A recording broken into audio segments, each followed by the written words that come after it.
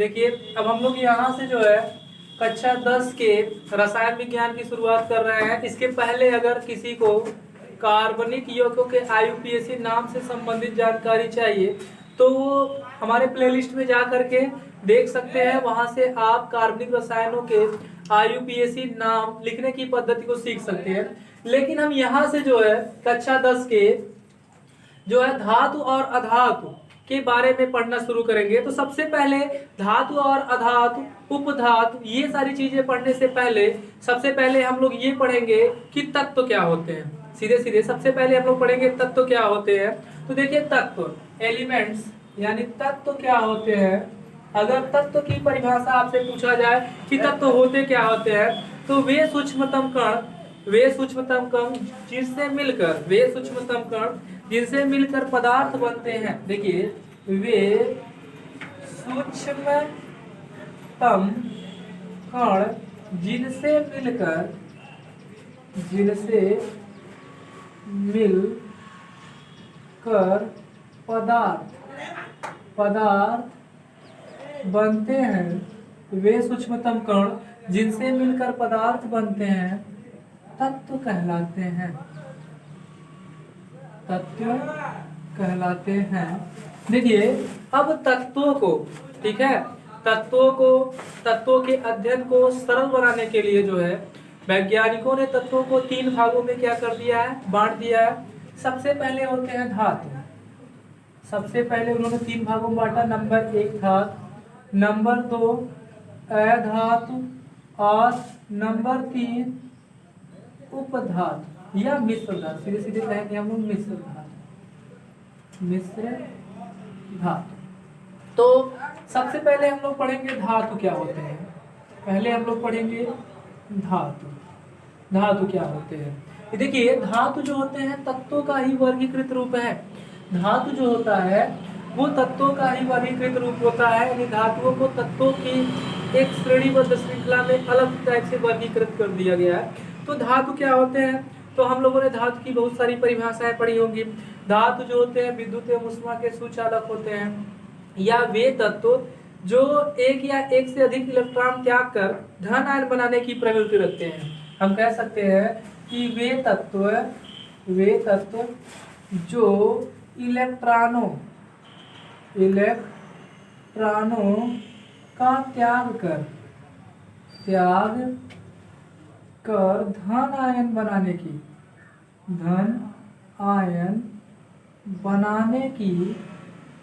प्रवृत्ति रखते हैं, तो धातु कहलाते हैं।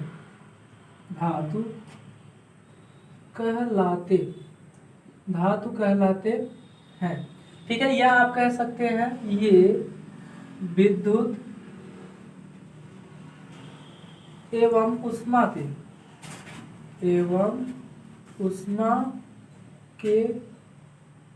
चालक होते हैं। या हम ये कह सकते हैं कि ये विद्युत एवं ऊष्मा के क्या होते हैं, चालक होते हैं। अब उदाहरण के तौर पे हम लोग देख सकते हैं, जैसे आपका हो गया सोना हो गया, चांदी हो गया, कॉपर हो गया, ठीक है, लोहा हो गया। तो ये सभी क्या होती हैं, धातुएं होती हैं। तो हमने ये पढ़ा धातु क्या होते हैं, वे तत्व जो इलेक्ट्रॉनों का त्याग कर धन आयन बनाने की प्रवृत्ति रखते हैं, धातु कहलाते हैं। ठीक है, और ये विद्युत एवं ऊष्मा के क्या होते हैं, सुचालक होते हैं। तो अब धातुओं के भिन्न भिन्न गुणधर्म होते हैं।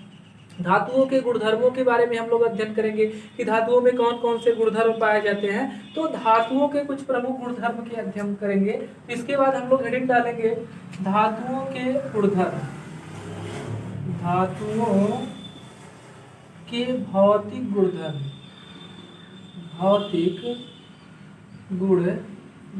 अब देखिए धातुओं के भौतिक गुणधर्म कौन कौन से होते हैं, ये सारी चीजों के बारे में हम लोग अध्ययन करेंगे। तो सबसे पहले धातुओं के भौतिक गुणधर्म में होता है धात्विक चमक। देखिए कोई भी धातु हो गई, प्रत्येक धातुओं में उनके मुक्त इलेक्ट्रॉनों के कारण देखिए धातुएं जो होती हैं उसमें मुक्त इलेक्ट्रॉन पाए जाते हैं और मुक्त इलेक्ट्रॉनों के कारण उसमें एक अलग प्रकार की क्या होती है, चमक होती है। इसीलिए धातु जितने भी होते हैं सभी धातुओं में एक विशिष्ट प्रकार की क्या होती है, चमक होती है, जिसे हम लोग क्या कहते हैं, धात्विक चमक कहते हैं। जैसे आपका सोना हो गया, सोना हो गया, चांदी हो गया, ठीक है, कापर हो गया, ठीक है, इन सभी धातुओं में जो है एक विशिष्ट प्रकार की क्या होती है, चमक पाई जाती है। तांबा कापर ही है, ठीक है, तो इनमें एक प्रकार की चमक पाई जाती है। इसीलिए क्या होता है, धातुओं में एक विशिष्ट प्रकार की चमक पाई जाती है, लेकिन अधातुओं में कोई विशिष्ट प्रकार की चमक नहीं पाई जाती है। लेकिन अपवाद स्वरूप आपके ग्रेफाइट हो गए, अपवाद स्वरूप ग्रेफाइट हो गया और आयोडीन हो गया। ग्रेफाइट अपवाद स्वरूप हम देखें, ठीक है, तो अपवाद स्वरूप देखें तो ग्रेफाइट, ठीक है, ग्रेफाइट और आपका आयोडीन, ठीक है, आयोडीन, ग्रेफाइट और आयोडीन ये दोनों अधातु हैं। ग्रेफाइट जो है कार्बन का अपर रूप होता है और आयोडीन एक अधातु होती है, और इसमें जो होता है एक विशिष्ट प्रकार की क्या पाई जाती है, चमक पाई जाती है। तो दूसरे गुण की अब हम लोग बात करते हैं, ठीक है, धातुओं के भौतिक गुणधर्म की बात कर रहे थे, तो पहला गुणधर्म था धात्विक चमक। तो धात्विक चमक के अंतर्गत जितनी भी धातुएं होती हैं उसमें मुक्त इलेक्ट्रॉन पाए जाते हैं, और मुक्त इलेक्ट्रॉन पाए जाने की वजह से एक विशिष्ट प्रकार की चमक होती है, जो अधातुओं में ऐसा नहीं होता है। तो सोना हो गया, चांदी हो गया, कापर हो गया। लेकिन अपवाद स्वरूप जो होता है ग्रेफाइट, कार्बन का अपर रूप होता है, और आयोडीन जो होता है वो अधातु होता है, उसमें एक विशिष्ट प्रकार की क्या पाई जाती है, चमक। इसके बाद है विद्युत। इसके बाद हम लोग हेडिंग डालेंगे विद्युत एवं उष्मीय सुचालकता। इसके बाद हम लोग हेडिंग डालेंगे विद्युत एवं उष्मीय सुचालकता। तो विद्युत एवं उष्मीय सुचालकता के अंतर्गत जितनी भी धातुएं होती हैं सभी विद्युत एवं उष्मा की क्या होती हैं, सुचालक होती हैं। जितनी भी धातुएं होती हैं सभी विद्युत एवं उष्मा की क्या होती हैं, सुचालक होती हैं। यानी सूर्य से आने वाले प्रकाश की उपस्थिति में ये गर्म हो सकती है, या सूर्य से जब प्रकाश की किरणें इन पे आपतित होती हैं तो प्रकाश वैद्युत उत्सर्जन की घटना के अंतर्गत ये इलेक्ट्रॉनों का त्याग भी कर सकती हैं। तो इसलिए जितनी भी धातुएं होती हैं सभी विद्युत एवं उष्मा की क्या होती हैं, सुचालक होती हैं। और वैसे भी हमने पढ़ा है कि जब धातुओं में मुक्त इलेक्ट्रॉन पाए जाते हैं तो मुक्त इलेक्ट्रॉनों के कारण वे धातुएं जो होती हैं विद्युत एवं उष्मा की क्या होती हैं, सुचालक होती हैं। जैसे कुछ सुचालक में सुचालकता के आधार पर हम देखें तो सबसे अधिक मात्रा में सुचालक का गुण जो होता है चांदी प्रदर्शित करता है, चांदी, ठीक है। उसके बाद आपका हो गया कापर, और उसके बाद जो होता है आपका एल्यूमिनियम। ये जो होते हैं चालकता के गुण को क्या कर रहे हैं, प्रदर्शित कर रहे हैं। सबसे अधिक आपकी चांदी होती है, फिर कापर होता है, उसके बाद क्या होता है, एल्युमिनियम। इसके बाद हम लोग जो है तीसरे गुण की तरफ चलते हैं। तीसरा गुण होता है आघात वर्धनीयता। आघात वर्धनीयता, देखिए किसी तत्व का वह गुण जब उस तत्व को या उस धातु को या उस पदार्थ को हम पीटते हैं तो वह टूटता नहीं है बल्कि क्या होता है, फैल जाता है। तो ऐसे गुण को हम लोग क्या कहते हैं, आघात वर्धनीय कहते हैं। यानी धातुओं को पीटने पर टूटती नहीं बल्कि फैल जाती है।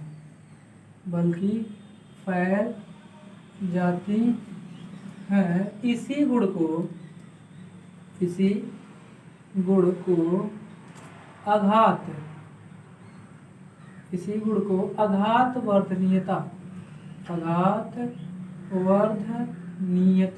आघात वर्धनीयता कहते हैं। इसी गुण को हम लोग आघात वर्धनीयता कहते हैं। तो बहुत सारी ऐसी धातुएं होती है आघात वर्धनीय होती हैं। जैसे आपका हो गया एग्जाम्पल के लिए सोना हो गया, ये चांदी हो गया, सोना हो गया, एल्युमिनियम हो गया, कापर हो गया। लेकिन अपवाद स्वरूप हम देखें तो अपवाद स्वरूप आपके जो होते हैं टंगस्टन हो गया, ये आपका पीटने पर टूटती नहीं है, फैलती नहीं है, बल्कि क्या होती है, टूट जाती है। लेड हो गया, मरकरी हो गया, लेड, लेड यानी पीबी, और मरकरी, मरकरी ये जो होती है यह पीटने पर टूट जाती है। तो ये तीसरे गुण की बात हम लोगों ने कर दिया, आघातवर्धनीयता। चौथा होता है तन्यता। तन्यता, देखिए तन्यता किसे कहते हैं कि जब किसी पदार्थ या जब किसी धातु को हम लोग खींचते हैं तो वे टूटते नहीं बल्कि क्या हो जाते हैं, फैल जाते हैं। जब किसी धातु को या जब किसी पदार्थ को हम खींचते हैं तो वो टूटते नहीं बल्कि फैल जाते हैं। इसी गुण को हम लोग क्या कहते हैं, तन्य कहते हैं। अर्थात हम कह सकते हैं कि धातुएं तन्य होती हैं, धातुएं तन्य होती हैं जिन्हें खींचकर तार बनाया जा सकता है, तार बनाया जा सकता है, जिन्हें खींचकर तार बनाया जा सकता है। जैसे अब देखिए, जैसे एग्जाम्पल के तौर पे हम समझें तो 1 ग्राम सोने को खींच करके हम लोग जो है 2 किलोमीटर लंबा तार क्या कर सकते हैं, बना सकते हैं। पर अपवाद स्वरूप की बात करें तो जिंक और मरकरी, ठीक है, जिंक और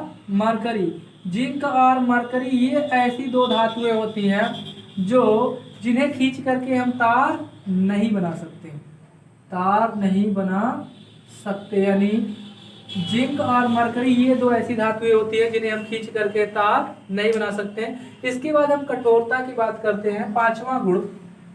पांचवा गुण हम देखेंगे कठोरता।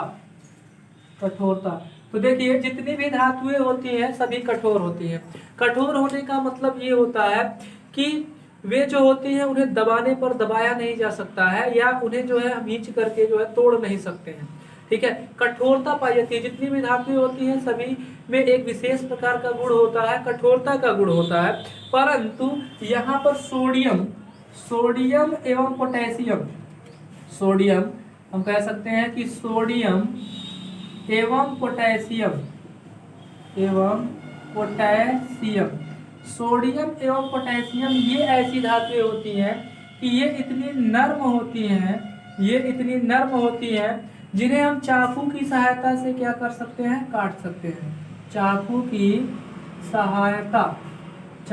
सहायता से हम इसे क्या कर सकते हैं, काट सकते हैं। तो कठोरता के अंतर्गत हम लिख सकते हैं कि धातुओं में एक विशेष प्रकार का गुण कठोरता का पाया जाता है।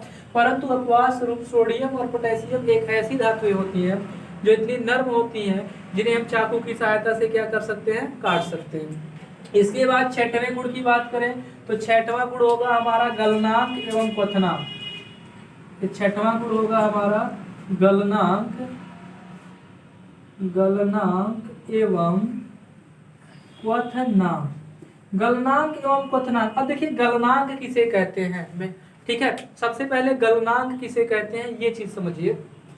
तो वह निश्चित ताप जिस पर कोई पदार्थ की ठोस अवस्था द्रव अवस्था में परिवर्तित होने लगती है, उस निश्चित ताप को हम क्या कहते हैं, गलनांक कहते हैं। यानी वह निश्चित ताप जिस पर किसी पदार्थ की ठोस अवस्था किस अवस्था में परिवर्तित होती है, द्रव अवस्था में परिवर्तित होती है, उस निश्चित ताप को गलनांक कहते हैं। और क्वथनांक वह निश्चित ताप जिस पर किसी पदार्थ की द्रव अवस्था गैस अवस्था में परिवर्तित होती है, उस ताप को हम लोग क्या कहते हैं, क्वथनांक कहते हैं। तो जितनी भी धातुएं होती हैं सभी धातुओं के गलनांक एवं क्वथनांक, सभी धातुओं गलनांक एवं क्वथनांक निश्चित होता है। जितनी भी धातुएं होती हैं सभी धातुओं के गलनांक एवं क्वथनांक क्या होते हैं, निश्चित होते हैं। जैसे कापर के गलनांक निश्चित होते हैं। आपके कापर का गलनांक करीब 1500 डिग्री सेंटीग्रेड होता है। कापर का गलनांक 1500 डिग्री सेंटीग्रेड तक गलता है, ठीक है। और भी कुछ धातुएं होती हैं, लोहा हो गया, लोहे का गलनांक होता है, ठीक है। देखिए कापर का गलनांक हो गया, लोहे का गलनांक हो गया 1300 डिग्री सेंटीग्रेड तक करीब होता है। ठीक है। तो ये सभी धातुओं के गलनांक एवं क्वथनांक क्या होते हैं, निश्चित होते हैं। तो यहाँ पर हमने पढ़ा है कि एक गुण और देख लेते हैं, लास्ट आपका 7वां है ध्वनि। ठीक है, ध्वनि के अंतर्गत आपने सुना होगा कि जितनी भी धातुएं होती हैं सब अगर हम धातुओं को किसी पदार्थ से या किसी लोहे की छड़ ले लेते हैं या कोई पदार्थ लेकर उस धातु को पर हम क्या करते हैं, टक्कर मारते हैं, तो उनसे एक विशिष्ट प्रकार की आवाज आती है। तो प्रत्येक धातु में भिन्न भिन्न टाइप की आवाज आती है। जैसे लोहा लेंगे तो लोहे को ठोकेंगे तो एक अलग प्रकार की आवाज आएगी, तांबे में अलग प्रकार की आवाज आएगी, सोने में अलग प्रकार की आवाज आएगी। तो धातुओं में एक विशिष्ट प्रकार की जब उसे पीटते हैं तो एक ध्वनि प्राप्त होती है, जिसे हम लोग क्या कर सकते हैं, ध्वनि के अंतर्गत कहते हैं। तो अभी तक हमने पढ़ा है धातुओं के भौतिक गुणधर्म के बारे में। अगर आपको ये समझ में आता है तो आप इसका नोट बनाते भी चल सकते हैं, ठीक है, अपनी कॉपी में। इसके बाद जो है हम लोग धातुओं के रासायनिक गुणधर्म की बात करेंगे। अगर आपको इसका स्क्रीनशॉट लेना है तो आप इसका स्क्रीनशॉट ले सकते हैं। तो हमने जो है इसके पहले धातुओं के भौतिक गुणधर्म का अध्ययन किया है। अब हम लोग पढ़ेंगे धातुओं के रासायनिक गुणधर्म के बारे में। धातुओं में कौन कौन से रासायनिक गुणधर्म होते हैं, अर्थात रासायनिक गुणधर्म का सीधा सीधा मतलब होता है कि धातुएं ऑक्सीजन से क्रिया करेंगी तो क्या बनाएंगी, धातुएं हाइड्रोजन से क्रिया करेंगी तो क्या बनाएंगी, धातुएं जल से क्रिया करेंगी तो किस प्रकार का गुण प्रदर्शित करेंगी, धातुएं अम्लों से क्रिया करेंगे तो किस प्रकार के गुण प्रदर्शित करेंगी। तो ये सारी चीजें हम लोग क्या करेंगे इस यहाँ पर अब आगे पढ़ेंगे। तो सबसे पहले हम लोग पढ़ेंगे धातुओं की ऑक्सीजन से अभिक्रिया, ठीक है, रिएक्शन विथ ऑक्सीजन। तो सबसे पहले हम लोग पढ़ेंगे धातुओं की ऑक्सीजन से अभिक्रिया। देखिए, धातुओं की ऑक्सीजन से क्रिया धातुओं की ऑक्सीजन से क्रिया। तो देखिए, जितनी भी धातुएं होती हैं सभी धातुएं ऑक्सीजन से क्रिया करके धात्विक ऑक्साइड बनाती हैं।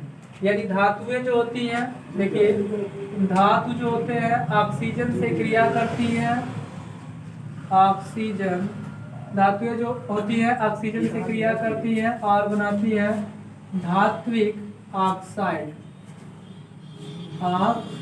यानी इसमें हम लोग लिख सकते हैं कि जितनी भी धातुएं होती हैं सभी धातुएं ऑक्सीजन से क्रिया करके धात्विक ऑक्साइड का निर्माण करती है। जैसे एग्जांपल के तौर पे आप देखना चाहें तो मैग्नीशियम आपकी क्या है, एक धातु है, ठीक है। उदाहरण के तौर पे आप देखें तो मैग्नीशियम एक धातु है और ये ऑक्सीजन से क्रिया कर रही है और ऑक्सीजन से क्रिया करने के बाद ये बना रही है मैग्नीशियम ऑक्साइड।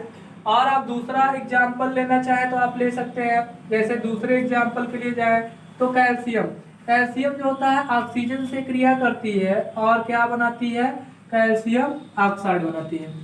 तो पहली बात आपने लिखा कि धातुएं जो होती हैं ऑक्सीजन से क्रिया करती हैं और किस प्रकार के गुण को प्रदर्शित करती हैं। तो जितनी भी धातुएं होती हैं सभी ऑक्सीजन से क्रिया करती हैं और उनके धात्विक ऑक्साइड बनाती हैं। जैसे मैग्नीशियम ऑक्सीजन से क्रिया करता है और मैग्नीशियम ऑक्साइड बनाता है, कैल्शियम ऑक्सीजन से क्रिया करता है और क्या बनाता है, कैल्शियम ऑक्साइड बनाता है। अगर और आप कुछ विस्तार पूर्वक काफी बड़े एग्जाम्पल देखना चाहते हैं तो जैसे एल्युमिनियम है, ठीक है, एल्युमिनियम जो है और एल्युमिनियम जो होता है वह ऑक्सीजन से क्रिया करता है और क्या बनाता है, एल्युमिनियम ऑक्साइड। क्या बनाता है, एल्युमिनियम ऑक्साइड बनाता है। तो ये आप एग्जाम्पल क्या कर सकते हैं, लिख सकते हैं। इसके बाद धातुओं की जल से अभिक्रिया हम लोग पढ़ेंगे। धातुएं जल से अभिक्रिया करती हैं या और एग्जाम्पल आप देखना चाहें तो आप देख सकते हैं कॉपर जो होता है ऑक्सीजन से क्रिया करके कॉपर ऑक्साइड बनाता है। कॉपर का मतलब तांबा, ठीक है, कॉपर जो होता है ऑक्सीजन से क्रिया करके क्या बनाता है, कॉपर ऑक्साइड बना सकता है। तो इतने एग्जाम्पल आप क्या कर सकते हैं, यहाँ पर दे सकते हैं, ठीक है। उसके बाद दूसरे रासायनिक गुणधर्म की तरफ हम लोग आगे बढ़ते हैं। तो धातुओं का जल से क्रिया धातुएं जल से क्रिया करके क्या बनाती हैं। तो देखिए, धातुएं जल से क्रिया करके धात्विक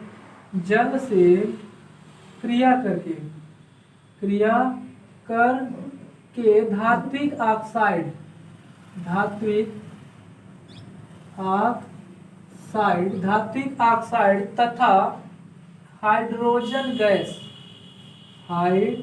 हाइड्रोजन गैस मुक्त करती हैं, मुक्त करती हैं। अब देखिए कोई भी धातु ले लीजिए, जैसे मान लीजिए हम ले रहे हैं सोडियम धातु है, ठीक है, सोडियम धातु है और सोडियम को किससे क्रिया करा रहे हैं, जल से क्रिया करा रहे हैं। तो जल के 2 परमाणु ले लेते हैं, ठीक है, सोडियम के 2 परमाणु ले लीजिए और जल के कितने परमाणु ले लीजिए, 2 परमाणु। तो ये दोनों आपस में क्रिया कर रहे हैं, तो कितने सोडियम परमाणु हैं, 2 सोडियम परमाणु, और यहाँ से 2 हाइड्रा ऑक्साइड परमाणु आ गए। तो आपके पास बचे क्या है, यहाँ पर बचे क्या है आपके पास, तो देखिए 2 ऑक्सीजन हो गया, 2 ऑक्सीजन निकल गया, 2 हाइड्रोजन निकल गया, बचे हैं आपके पास कितने, 2 हाइड्रोजन। तो ये 2 हाइड्रोजन गैस के रूप में निकलेंगे और ये जो आपका बन रहा है, ये बन रहा है धात्विक ऑक्साइड, धात्विक ऑक्साइड। और कौन सी गैस बाहर निकल रही है, हाइड्रोजन गैस बाहर निकल रही है, ठीक है, हाइड्रोजन गैस बाहर निकल रही है और धातु जो है जल से क्रिया कर रहा है और क्या बना रहा है, धात्विक ऑक्साइड बना रहा है। अगर आप इस एग्जांपल में आगे और एग्जांपल देखना चाहें, जैसे कैल्शियम है, कैल्शियम जो है जल से क्रिया कर रहा है, ठीक है, जल के 2 परमाणु ले लेते हैं हम लोग। अब ये जल से जब क्रिया कर रहा है तो कैल्शियम हाइड्रा ऑक्साइड बनाता है, क्या बनाता है, कैल्शियम हाइड्रा ऑक्साइड, यानी CaOH का होल ट्वाइस। तो 2 OH निकल गए हैं आपके यहाँ से, तो आपका बचा क्या है, 2 हाइड्रोजन, और वो भी किस रूप में निकला, गैस के रूप में। अब देखिए यहाँ पर भी आपका क्या बन रहा है, धात्विक ऑक्साइड बन रहा है, यानी कैल्शियम है और कैल्शियम के क्या बन रहे हैं, धात्विक ऑक्साइड बन रहे हैं। इसके बाद जो है तीसरे रासायनिक गुणधर्म की तरफ हम लोग चलते हैं। तो धातुओं का हम लिख सकते हैं, धातुओं का हाइड्रोजन से क्रिया, हाइड्रोजन से क्रिया, धातुओं का हाइड्रोजन से क्रिया। अब धातुएं हाइड्रोजन से, देखिए जितनी भी धातुएं होती हैं, सभी धातुएं हाइड्रोजन से क्रिया करके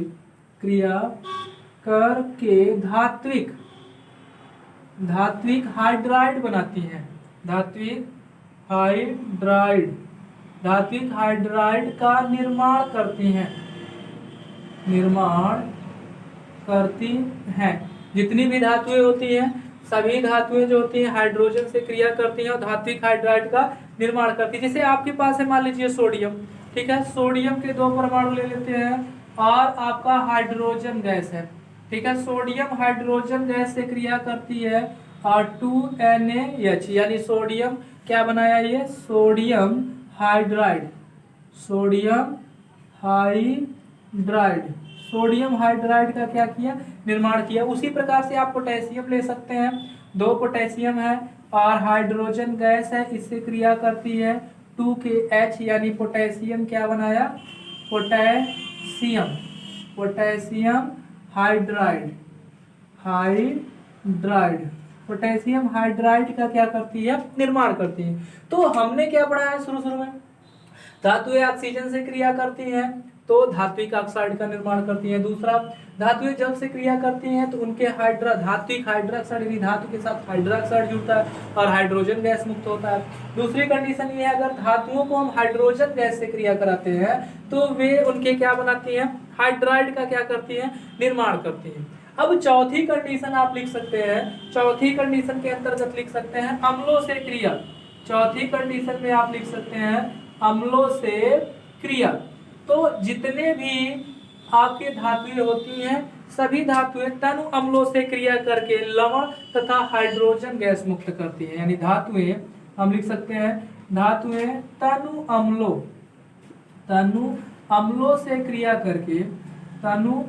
से क्रिया करके जितनी भी धातुएं होती हैं तनु अम्लों से क्रिया करके लवण तथा हाइड्रोजन गैस का निर्माण करती हैं। ठीक है, आप लिख सकते हैं धातुएं जो होती हैं तनु अम्लों से क्रिया करके लवण तथा हाइड्रोजन गैस का क्या करती हैं, निर्माण करती हैं। जैसे अब देखो कोई तनु अम्ल ले लेते हैं, इसे मान लीजिए धातु है, आपके पास सोडियम धातु है। अब सोडियम धातु के परमाणुओं की संख्या हम कितनी ले रहे हैं, 2 ले रहे हैं। अब तनु अम्ल है हाइड्रोजन क्लोराइड, ठीक है, हैलोजन हम जिसको कहते हैं हम लोग। अब ये सोडियम जो है हैलोजन अम्लों से क्रिया करता है, तो सोडियम हमेशा किससे क्रिया करेगा? क्लोरीन से। तो 2 सोडियम परमाणु और यहाँ पे हैलोजन परमाणुओं की संख्या, आपके हैलोजन अम्लों की संख्या भी कर दे रहे हैं 2, तो 2 सोडियम परमाणु यहाँ पर उपस्थित 2 क्लोरीन से क्रिया करके आपका क्या बना लिया? लवण। ये आपका बन गया लवण बन गया। प्लस अब देखिए आपके पास बचे कितने हैं? 2 हाइड्रोजन अनाथ होकर के बाहर निकल जाएगा और वो बना लेगा हाइड्रोजन गैस। ठीक है, तो ये आपका बना सोडियम क्लोराइड का लवण। ठीक उसी प्रकार से आप ले सकते हैं, जैसे 2 सोडियम परमाणु है और आप तनु सल्फ्यूरिक अम्ल यानी H2SO4, अब तनु H2SO4 लेंगे तो ये 2 सोडियम जो होते हैं 2 हाइड्रोजन की जगह ले लेते हैं और बनाते हैं सोडियम सल्फेट यानी Na2SO4। ये सोडियम सल्फेट बना लिया और बचे हुए 2 हाइड्रोजन गैस आपके क्या हो जाते हैं? वातावरण में मुक्त हो जाते हैं। तो यहाँ पर हमने जो है क्या पढ़ा? धातुओं के रासायनिक गुणधर्म के बारे में पढ़ा। अब धातुओं के उपयोग क्या होते हैं, यानी धातुओं का हम लोग उपयोग कहाँ करते हैं, धातु का उपयोग कहाँ कहाँ किया जाता है। तो धातुओं के उपयोग में हम लोग लिख सकते हैं कि धातु का उपयोग बर्तन बनाने में किया जाता है, आभूषण बनाने में किया जाता है, मशीनों के कल पुर्जे बनाने में किया जाता है, कृषि यंत्र बनाने में किया जा सकता है। यानी हमने बताया कि धातुओं का उपयोग जो होता है बर्तन बनाने में किया जाता है, आभूषण बनाने में किया जाता है, जैसे सोना हो गया, चांदी हो गया, इन सभी का उपयोग जो होता है आभूषण बनाने में ही किया जाता है। और लोहा हो गया, लोहे का उपयोग मशीन के कर पुर्जों को बनाने में किया जाता है। अब लोहे से निर्मित ढलवा लोहा, पिटवा लोहा, कच्चा लोहा, स्टील इत्यादि का उपयोग जो होता है भिन्न भिन्न प्रकार के उपकरणों को बनाने में किया जाता है। तो धातुओं के ये सभी उपयोग होते हैं। धातुओं को ये सभी उपयोग आप क्या कर सकते हैं? लिख सकते हैं। तो आज के लिए बस इतना ही है। अगर ये वीडियो आपको पसंद आए तो इस वीडियो को लाइक करें, कमेंट करें और अगर आपको बहुत अच्छा लगता है तो इस वीडियो को ज़्यादा से ज़्यादा लोगों में शेयर जरूर करें और चैनल को सब्सक्राइब कर लें, जिससे जैसे ही नई वीडियो आए उसकी अपडेट आपको क्या हो जाए, नोटिफिकेशन आपके मोबाइल पर आ जाए। तो आज के लिए इतना ही है। पार्ट 2 में ये पूरा चैप्टर क्या हो जाएगा आपका समाप्त हो जाएगा। पार्ट 2 के अंतर्गत हम अधातुओं के बारे में पढ़ेंगे। जिस प्रकार से यहाँ पर हमने धातुओं के भौतिक और रासायनिक गुणधर्म धातु के बारे में पढ़ा है, पार्ट 2 में हम लोग जो है उसी प्रकार से अधातु और अधातु के भौतिक गुणधर्म, रासायनिक गुणधर्म और मिश्र धातुओं के बारे में पढ़ेंगे। तो thanks for watching this video.